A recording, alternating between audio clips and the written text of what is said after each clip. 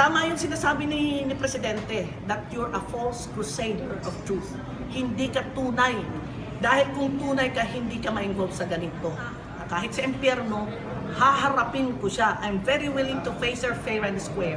Dahil 2012 pa kaming nagkakabanggaan dyan. Dahil sa, kahit pinagtatawanan ako noon, at least now I feel vindicated for so many years that I was like a voice in a wilderness na walang umiintindi, walang nakikinig. Pero nasa buo po ang loob ko na lumaban dahil gusto na ko na talaga ng tunay na pagbabago. Kaya ngayon, hahabulin talaga ka namin. Marami kaming hahabol sa'yo.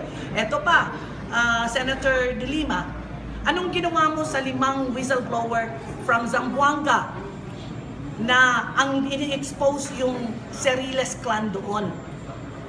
Ang nag-expose is provincial treasurer, provincial, yung GSO, yung budget, at dalawang chief of staff.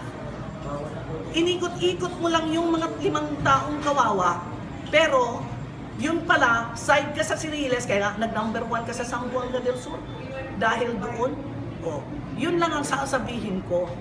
At hindi din ako naniniwala na nanalo ka talaga dahil ang daming, sa labas, ang dami mong kasalanan sa taong bayan.